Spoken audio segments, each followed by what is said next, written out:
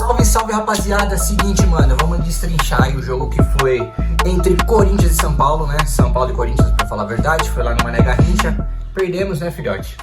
Mas Foi um 3x1 aí. O Corinthians foi guerreiro. Mas o Corinthians foi muito guerreiro. Vamos destacar aí os pontos positivos e negativos desse jogo. Mais positivos do que negativos, porque aqui a gente é positivista, mano. Aqui a gente não vai ficar lamentando, não é mesmo? Então, bora partir pro jogo. O que você achou aí do jogo de hoje? O Corinthians, eu acho que ele jogou bem. Eu também acho. Acho que assim, vamos começar do começo do jogo. Foi um começo bem equilibrado, eu achei. Os dois times atacaram bastante. Os dois times ali trabalharam bem, o Corinthians estava postado bem defensivamente, estava tentando achar uma oportunidade para tentar fazer o gol, coisa que o Corinthians faz muito bem, né? Acha uma oportunidade, consegue fazer o gol. O São Paulo estava ali na dele também, não estava muito agressivo, estava, né?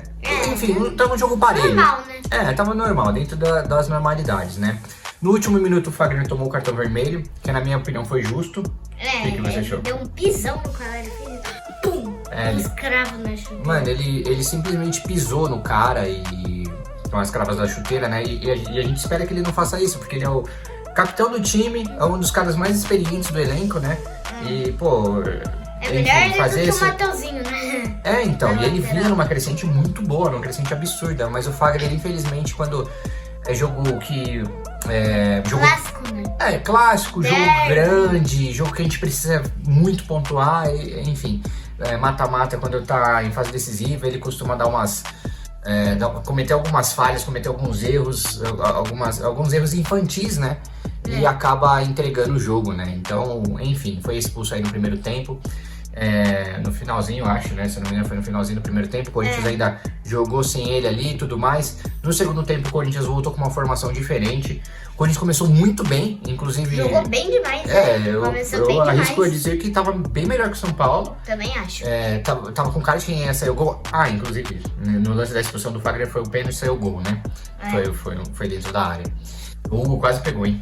Nossa, passou perto, cara, meu Deus, eu pensei que ia pegar. A única coisa que foi forte, né? Foi bem forte o chute dele. Se fosse um pouco mais fraco, ele ia conseguir pegar, tenho certeza. Exato, é verdade, eu também acho. A mãozinha dele acho que até encostou no pontinho do dedo dele. Foi um pecado ele não ter defendido. Mas beleza, foi gol. Corinthians voltou pro segundo tempo. Eu acho que o Ramon Dias mexeu muito bem no time. A única mexida que me gerou dúvida foi a saída do Garro, apesar dele não estar bem no primeiro tempo. Vale ressaltar. Ele não jogou muito bem no primeiro tempo. Exatamente, ele não foi o Garro que a gente tá acostumado a ver, mas o Garro, eu já vi jogo do Garro que um tempo ele não foi tão bem, mas no segundo tempo ele voou. Então o Garro é um jogador que ele se recupera dentro do jogo. Por isso que eu achei estranho a saída dele no segundo tempo. Enfim, fez as substituições, entrou no segundo tempo, transformou, tava com 4, né? Entrou o Félix Torres. 2 zagueiros e 2 laterais, aí transformou em 3 zagueiros, né? Entrou o Félix Torres, o André Carilho. Isso. O Carídio e quem que era o André Carídio e o Igor Coronado. Né? Exatamente, saiu nessa tacada aí, saiu o Garro, saiu o Charles e... Não, saiu o Bidon, saiu... O Bidu não o Bidon, foi o Bidu, saiu o Bidon, o Bidu e o Martínez. Tá. Saiu o Bidon, o Bidu e o Martínez.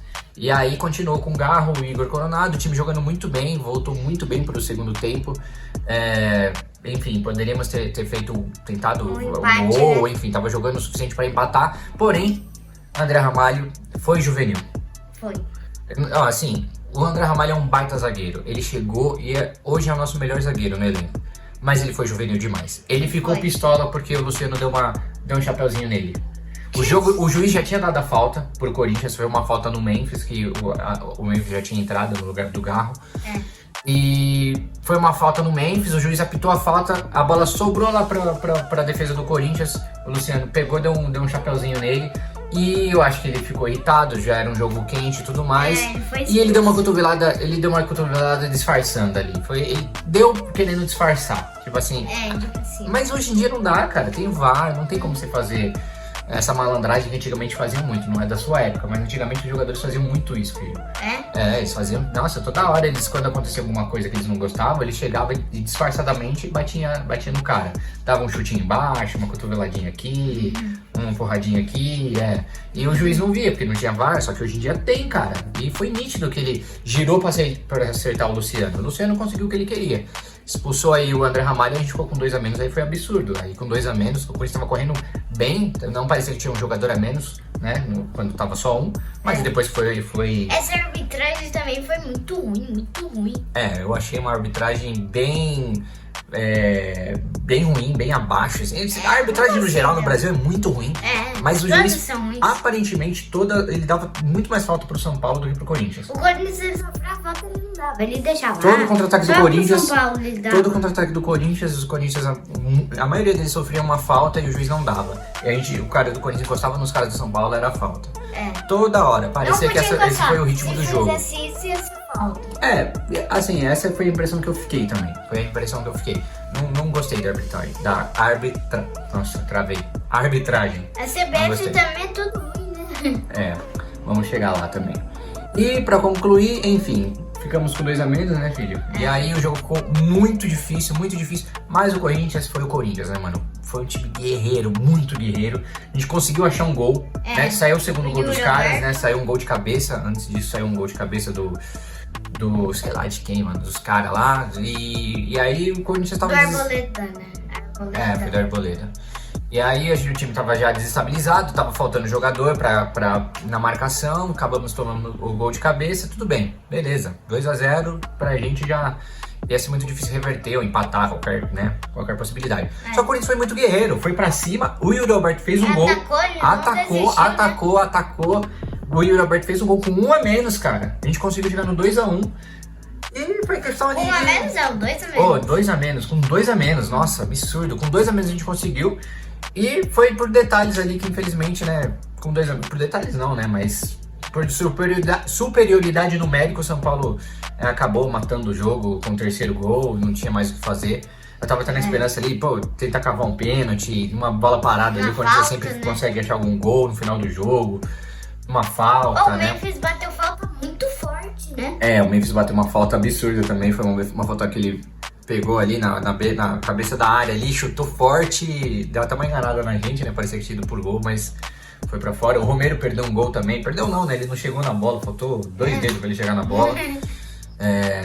Enfim, o Corinthians, o lado positivo é que o Corinthians não desistiu, não foi um time que foi omisso, que se entregou. Ele não tomou 2 gols, aí ele tomou 2 gols e ele continuou atacando, ele não ficou parado, tocando a bola. Exatamente. Sem animação. É que ficou muito difícil com 2 jogadores a menos. Eu arrisco a dizer que claro, né, falar se é muito difícil, né, qualquer coisa poderia ter acontecido.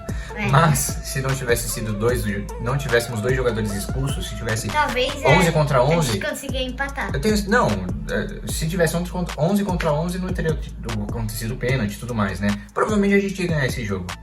Na minha opinião, o Corinthians joga melhor do que o São Paulo. Inclusive, com 1 a menos, a gente tava jogando melhor que o São Paulo. O Corinthians, hoje em dia, tá melhor que o do São Paulo. Exato. O São Paulo não apresentou, nossa, jogou muito, mereceu 3 a 1. Não, o São Paulo ganhou de 3 a 1 porque a gente tinha 2 jogadores a menos. O primeiro gol saiu de um pênalti que o nosso jogador foi expulso. E o segundo gol foi uma cabeçada que a gente já tava com um jogador a menos. E o 3 a 1 saiu porque a gente já tava com 2 a menos.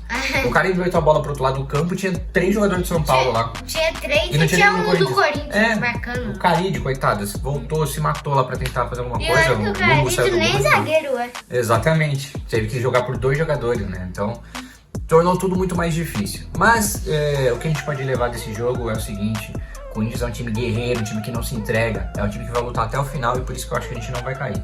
Eu tinha falado que eu achava que o gol do Memphis ia sair hoje, mas infelizmente não saiu. O Memphis entrou, ele ainda tá sem ritmo. Ele errou alguns passes e tudo mais, tentou, deu chute, deu o chute da falta. Ainda tá errando alguns dribles. Não sei se eu teria colocado ele porque a gente tava com um jogador a menos. Mesmo se a gente estivesse perdendo, mas com todos os jogadores, eu acho que eu colocaria ele. Mas com o time perdendo, eu acho que eu não colocaria porque...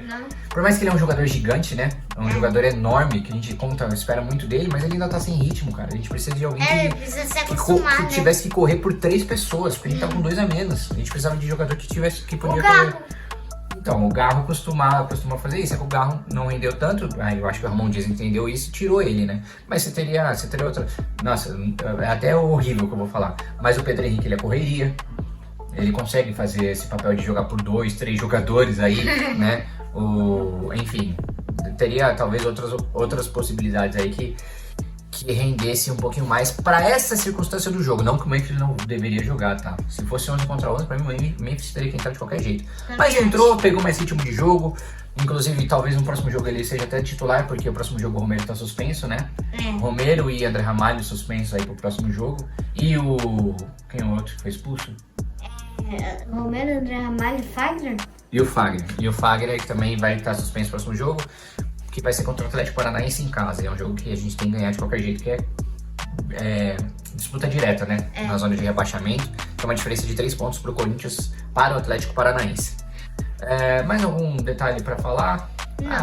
Acho que hoje não vale nem a pena dar nota para jogador. Um destaque positivo também pro Igor Coronado, que entrou muito bem no segundo tempo.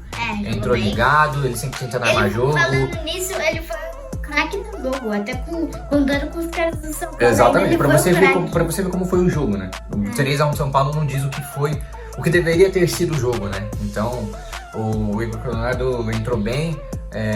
Enfim, os jogadores do Corinthians fizeram o que podiam, o que dava pra fazer. O Caride entrou muito bem também, jogando, mano, ele correu muito, correu por todo mundo. Bem demais. E o Yuri, né? O Yuri também eu acho que se dedicou bastante lá no ataque, tentou armar jogadas de perigo e, enfim. Mas não deu, infelizmente não deu, faz parte, vamos pra cima, vamos continuar.